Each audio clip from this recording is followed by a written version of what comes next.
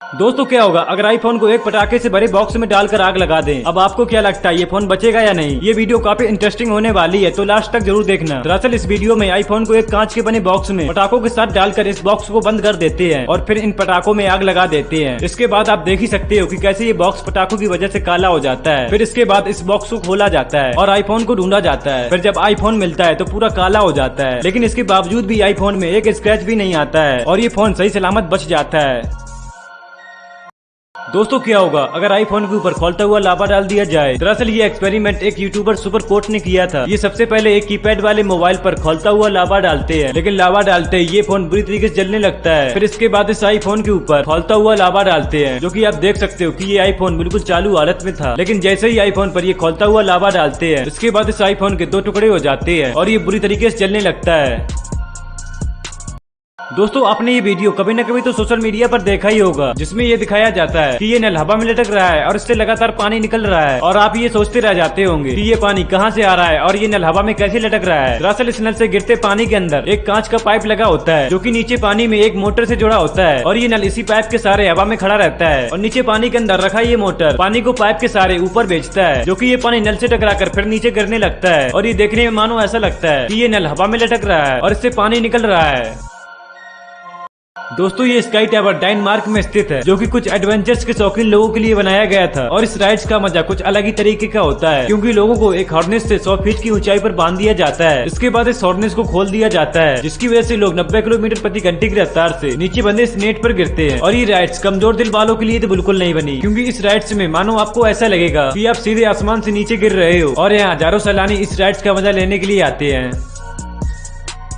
दोस्तों शायद आपको ये जान के हैरानी होगी कि दुनिया में एक ऐसा भी गांव है जहाँ के लगभग सभी लोग एक ही किडनी के सहारे जी रहे हैं और ये गांव नेपाल में मौजूद है, जिसका नाम ओस्के है। और इस गांव के लगभग सभी लोगों ने अपनी एक किडनी बेच दी है। अब यहाँ के लोग एक ही किडनी के साथ जीने पर मजबूर हैं। दरअसल इस गाँव के लोग बहुत ही गरीब थे और नेपाल में आए एक भूकंप की वजह से इन गाँव वालों के घर भी गिर गए, जो की ये पूरी तरह से बर्बाद हो गए। और इसी का फायदा उठाकर मानव अंगों की तस्करी करने वालों ने इन गाँव वालों को कुछ पैसे का लालच देकर राजी कर लिया और गाँव वालों का कहना था कि इन्हें पता नहीं था कि किडनी बेचने से इनका नुकसान हो सकता है। दोस्तों ये कायाबुकिया टैबन्स नाम का रेस्टोरेंट जापान की राजधानी टोक्यो में मौजूद है और इस रेस्टोरेंट में दूर दूर से लोग सिर्फ वेटर को देखने के लिए आते हैं। जी हाँ, आपने बिल्कुल सही सुना, क्योंकि इस रेस्टोरेंट में खाना परोसने का काम कोई आम इंसान नहीं बल्कि बंदर करते हैं। और इस रेस्टोरेंट के मालिक ने इन बंदरों को इस तरह ट्रेनिंग दी है कि ये बंदर आपको आपके ऑर्डर के हिसाब से ही खाना ला कर देते हैं। और इस रेस्टोरेंट के मालिक को इन बंदरों की वजह से काफी ज्यादा फायदा भी होता है, क्योंकि ना तो इन बंदरों को कोई सैलरी देनी पड़ती है और लोग भी इन बंदरों के काम करने के तरीके को देखने के लिए काफी ज्यादा संख्या में आते हैं। दोस्तों क्या आपको पता है कि रेलवे ट्रैक के किनारे ये एल्युमिनियम के बॉक्स क्यों लगे होते हैं और इनका क्या मतलब होता है? दरअसल ये बॉक्स ही यात्रियों की जान बचाने का काम करते हैं, क्योंकि रेलवे ट्रैक के किनारे लगे ये बॉक्स एक्सेल को काउंट करते हैं और इन बॉक्स को 3 से 5 किलोमीटर के बीच में लगाया जाता है, क्योंकि इन बॉक्स के अंदर एक स्टोरेज डिवाइस लगा होता है, जो कि सीधे इन ट्रैक की पटरियों से जुड़ा होता है और ये ट्रेन के दो पहियों को आपस में जोड़कर रखने वाले एक्सेल को काउंट करके आगे लगे बॉक्स में भेज देता है। और इस गिनती से ये पता लगता है कि ये ट्रेन जितने पहियों के साथ स्टेशन से निकली थी उतने ही पहियों के साथ अगले स्टेशन तक पहुँच गई है। अगर एक्सेल की संख्या डाटा के मुताबिक कम निकलती है तो इसका मतलब ट्रेन का डब्बा ट्रेन से अलग होकर बीच में ही कहीं रह गया है और ये बॉक्स इस चीज की जानकारी अगले और पिछले स्टेशन पर भेज देता है और समय रहते ट्रेन को रोक दिया जाता है, जिसकी वजह से एक बड़ा हादसा होने से बच जाता है।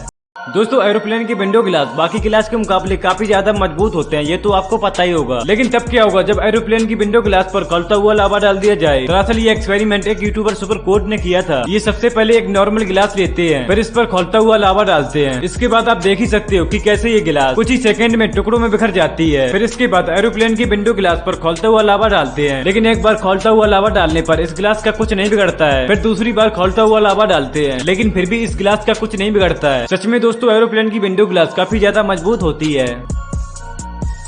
दोस्तों एक महिला शेर के 2 बच्चों को पालती है, लेकिन कई परेशानियों की वजह से इस महिला ने इन दोनों शेरों को एक एनिमल पार्क में छोड़ दिया था। लेकिन जब ये महिला कई सालों बाद उन दोनों शेरों से मिलने गई तो ये नजारा देखने लायक था, क्योंकि ये दोनों शेर इस महिला से इस तरह लिपट गए जैसे इस महिला को अब दोबारा जाने ही ना देंगे। और कुछ ऐसा ही इस आदमी के साथ हुआ, क्योंकि ये आदमी भी कई सालों बाद अपने पाले हुए शेर से मिलने जाता है और ये शेर जैसे ही अपने मालिक को देखता है तो तुरंत ही आके गले लग जाता है। और ये बात तो सच है कि जानवर जंगली ही क्यों ना हो, अगर आप उसे प्यार दोगे तो बदले में वो भी आपको प्यार ही करेगा। जर्मनी में एक गधे को पालना पड़ गया महंगा, क्योंकि उस गधे की वजह से उसके मालिक को लाखों का जुर्माना देना पड़ा। दरअसल पिछले साल एक आदमी ने अपनी ऑरेंज कलर की सुपर कार को एक छोटे से पार्क में खड़ी कर देते हैं और तभी वहाँ पर एक पालतू गधा किसी वजह से घास चरते हुए पहुँच जाता है और गधा काफी भूखा भी था और शायद इसी वजह से ऑरेंज कलर की कार को गाजर समझकर खाने लगा, जिसकी वजह से इस कार का काफी नुकसान हो जाता है। और जब ये मामला जर्मनी के हाई कोर्ट में पहुंचा तो गधे के मालिक को करीब 4 लाख रुपए का जुर्माना देना पड़ा।